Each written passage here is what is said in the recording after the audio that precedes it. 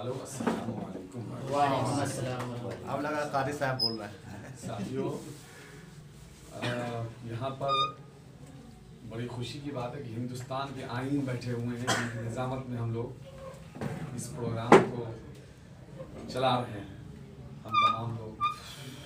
और हमारे बड़े भाई, मुझे बहुत फ़ख्र हो रहा है यहाँ पर आकर के, बहुत फ़ख्र महसूस हो रहा है।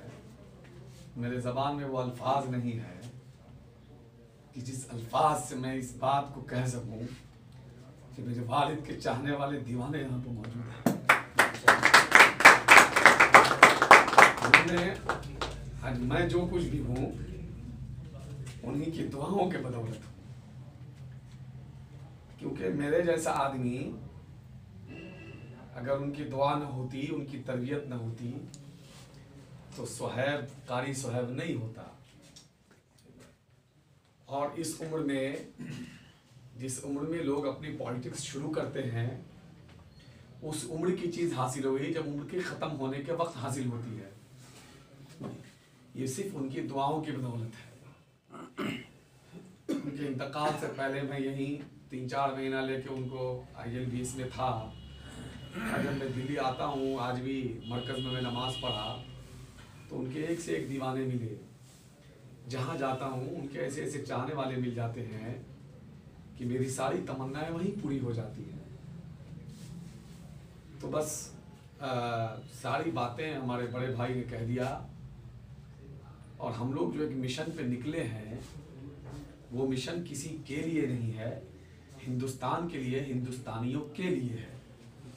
और इस मुल्क में अगर कोई सच्चा हिंदुस्तानी है तो वो मुसलमान है, क्योंकि इस मुल्क के अगर लाखों करोड़ों किसी की कुर्बानी दी गई है, किसी का खून बहा है, किसी की माँ के गोद से बच्चे छीन लिए गए हैं, किसी के सर से सिंदूर उजाड़ लिया गया है, किसी भाई के सर से उसके बहन का शफकत हटा लिया गया है, किसी बीवी के ऊपर से उसके शौहर को हटा दिया गया, किसी बाप के लिए उसके लख्त जिगर को उससे छीन लिया गया, तो वो कौम अगर सबसे ज़्यादा है तो वो मुसलमान है। इसलिए ये मुल्क हमारा है। इस मुल्क की जो आइन बनाई गई, बाबा साहब भीमराव अम्बेडकर ने बनाया, अगर मुसलमान न होता तो बाबा साहब भीमराव अम्बेडकर भी संविधान नहीं बनाते। क्योंकि जब वो इलेक्शन लड़े तो इन मनुवादियों ने, भाजपा RSS उस वक्त के जनसंघ के लोगों ने उनको अपनी सारी ताकत झोंक करके हटा दिया। ये सरदार पटेल, जिसको अपना ये लोग आइडियल मानते हैं, यही सरदार पटेल ने कहा था कि पार्लियामेंट में गेट तो दूर के बाद खिड़कियां भी बंद कर दी जाएंगी। लेकिन बंगाल के मुसलमान, जिसको मैं सैल्यूट करता हूँ, वहाँ के लोगों ने अपने कौम के MP को बुलाया। जब वो हार गए, बाबा साहब भीमराव अम्बेडकर, बुलाया, उनसे रिक्वेस्ट किया, उनसे इस्तीफा दिलवाया और बाबा साहब भीमराव अम्बेडकर को बुला के वहाँ पे चुनाव लड़वाया और वहाँ के जितवा के भेजा कि जाओ अब जाके पार्लियामेंट में संविधान बनाओ। मैं बिहार में भी लोगों से कहता हूँ कि मुसलमान ना होता तो कपूरी ना होते, मुसलमान ना होता तो लोहिया और JP ना होते, मुसलमान ना होता तो लालू भी ना होते, और अगर लालू ना होते तो ना आरक्षण होता, ना कुछ ना होता। तो मुसलमान तो बेचारा चिप्पी है, और वो चिप्पी नहीं है गोईठा वाला, ये बादाता रोगने बादाम है, जहाँ सटता है वहाँ खुशबू देती है। हमको अपनी हैसियत को, अपनी अहमियत को समझना होगा। दिक्कत ये है कि हम लोग अपनी अहमियत को नहीं समझते हैं। यूँ नहीं समझते हैं क्योंकि हमारे अंदर से दीन चला गया है। जब हमारे अंदर से दीन चला जाएगा तो दुनिया की खूबसूरती भी खुद ब खुद चली जाएगी। वो फिरौनियत वाली जो दुनिया है वो आ जाएगी। तो हमको अपने अंदर दीन को रखते हुए दुनिया को खूबसूरत बनाने की कोशिश करेंगे तो इंशाअल्लाह दुनिया हमारे कदमों में होगी। हमारे चेहरे से रोब होगा, हमारे दाढ़ी से रोब होगा, हमारे आँखों में रोब होगा, हमारे ज़बानों में रोब होगा, हमारे ज़बान से निकली हुई बातों का असर होगा। कब होगा? जब हमारे अंदर दीन होगा। और ये हम समझेंगे हम क्या है, हम एहसास कमतरी की शिकार हैं। ये मुसलमान है, अरे बड़ी बात है, फख्र की बात है। गद्दार ही कहलाओगे तुम, सर को कटा कर देगा न कोई तुम्हें हकदार बनाकर। हक अपना छीन लो तुम हाथ बढ़ाकर, ऐ वाली गुलशन तू जरा सोच कर तो देख, सींचा है गुलिस्तां को खून हमने बहा कर। किसी के बाप का थोड़ी है ये। मोदी आरएसएस तब पाकिस्तानी है ये सब। देखिए आखिरी बात करके बात खत्म कर देता हूँ। लैला के लिए मजनू ने बहुत मार खाया। क्यों मार खाया? वो हर वक्त चलता रहता था, बोलता रहता था मेरी लैला मेरी लैला मेरी लैला मेरी लैला, तो उसको पत्थर लगता था। तो पता चला कि वो लैला का दीवाना है, इसलिए कि उसका बार बार लेता है नाम, उसके पीछे भागता है बार बार, तो इसलिए वो मजनू कहलाया। तो इस देश में सबसे ज्यादा पाकिस्तानियों का, पाकिस्तान का नाम कौन लेता है? भाजपा के लोग लेते हैं। सुबह उठ के पाकिस्तान, दोपहर शाम रात पाकिस्तान। बिना पाकिस्तान के ना उनको पेशाब होता है ना उनका खाना पचता है। तो ये कहते थे कि जब हमारी हुकूमत बन जाएगी तो मुसलमान को पाकिस्तान भेज देंगे। कोई मुसलमान 4.5 साल में पाकिस्तान तो नहीं गया।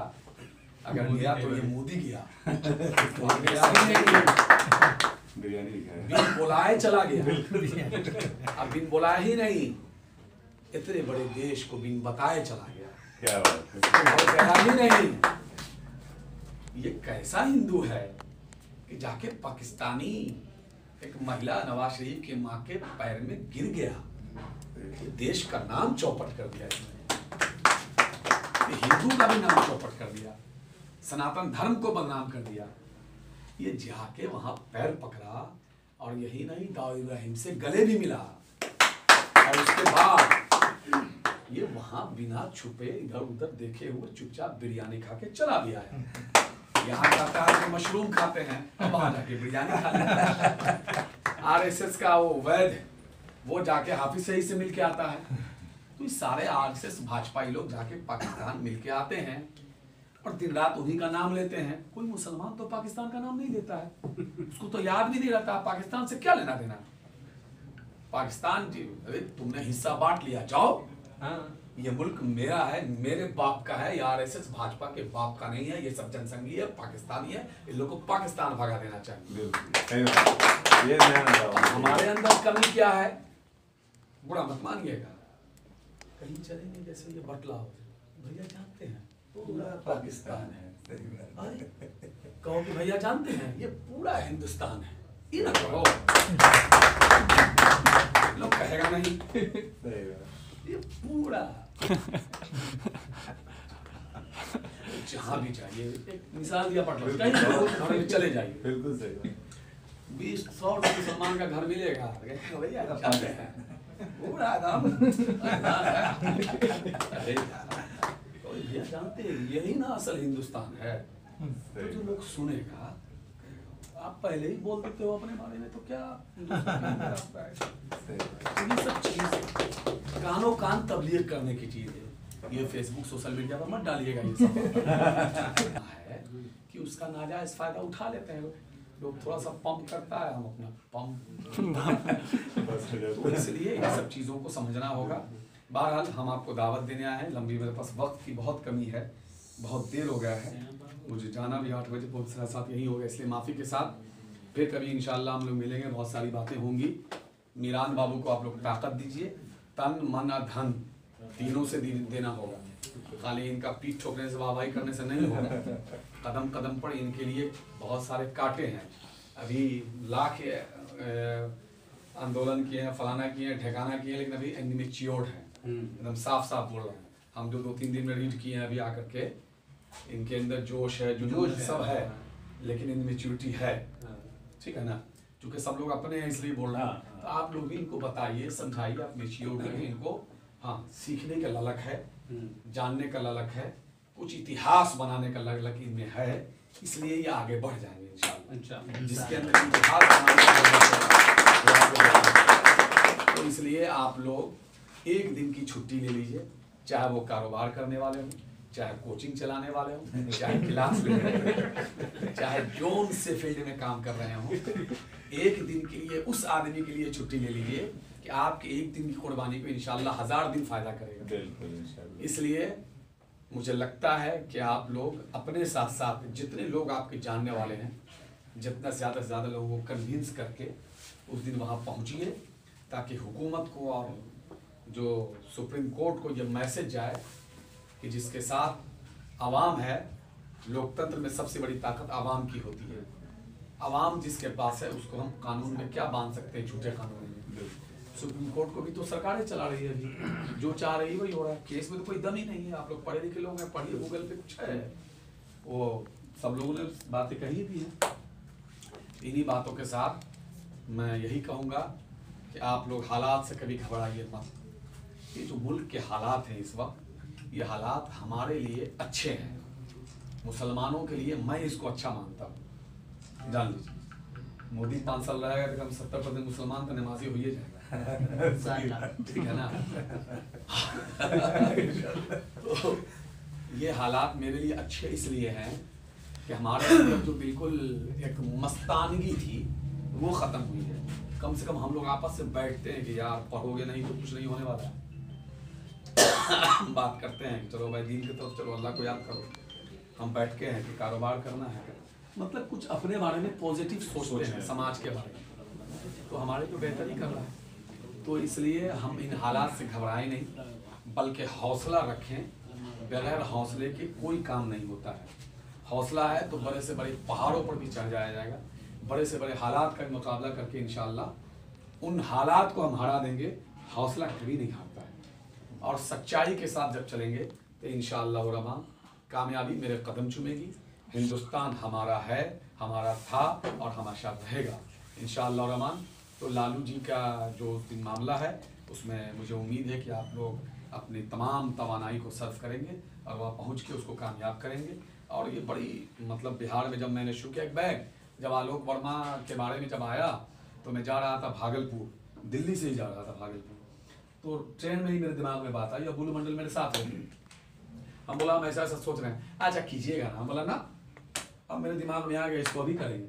तो 9 बजे का प्रोग्राम था, उसको ट्रेन में कैंसिल कर दिया। उसको फ़ोन किया अध्यक्ष को कि नहीं आ गया, क्या भाई तुम इमरजेंसी में आपात बैठक बुला लिए कार्यकारिणी की हम 2 तारीख को, 2 दिसंबर को, और तुरंत वहाँ से भागलपुर से लौटे, इसकी घोषणा कर दिया, किसी को पता भी नहीं चलने दिया। और अल्हम्दुलिल्लाह ये जो शुरू हुआ प्रखंड से, बिहार में तो लहरा रहा है और दिल्ली तक आ गए। राष्ट्रीय जनता दल के इतिहास में, युवा राजद के इतिहास में पहली बार जंतर मंतर को कार्यक्रम हो रहा है। ये आपके भाई, अल्लाह ने मुझे हौसला दिया। मैं कोई बड़े बाप का बेटा तो हूँ नहीं, मैं एक फ़कीर का बेटा हूँ, सब लोग जानते हैं मेरे वालिद को। लेकिन हौसला है कि जब जो ठान लेते हैं अल्लाह पाक उसको कर देता है। करने वाली ज़ात तो अल्लाह के। लोग कहते हैं मैंने ये कर दिया, तुम्हारे बाप का मजा तुम कर। करने वाली ज़ात अल्लाह की। मेरा हाथ उठ रहा है अल्लाह के हुक्म से, मेरी ज़बान बोल रही है अल्लाह के हुक्म से। आप अगर यहाँ पर मुझको बुलाया है तो अल्लाह के हुक्म से। आपकी मोहब्बत की, शफ़क़त की निगाह मेरे ऊपर है तो वो भी अल्लाह के हुक्म से। वरना किसी से नफ़रत हो जाता है, किसी से शफ़क़त मोहब्बत हो जाता है। नफ़रत की निगाह होती है वो भी अल्लाह के हुक्म से, शफ़क़त की निगाह है वो भी अल्लाह के हुक्म से। तो सब तो अल्लाह ही करने वाला है, इसलिए अल्लाह ने इसको बहुत कामयाब किया है। इंशाअल्लाह रहमान इससे बड़ा अच्छा माहौल बना है। और बीजेपी फ़िरक़ाप्रस्त पार्टी है जो जदयू, ये जो जिसके ये जो इनका अंतरात्मा है नीतीश कुमार जी का अब नहीं जाग रहा है, इसलिए कि इनका अंतरात्मा जो है वो अमित शाह ने लेके RSS के हेडक्वार्टर में बंद करके ताला मार दिया है। और वो बंद है, लेकिन हम लोग भी तोड़ के दम लेंगे। लेकिन इतना देर हो चुका होगा कि अंतरात्मा इनका मर चुका हो जाएगा, कोई काम का नहीं रहेगा। तो बहरहाल तो इन्हीं सब बातों के साथ हम अपनी बातों को इंशाअल्लाह रहमान। और बस सब लोग आइए इस उम्मीद के साथ।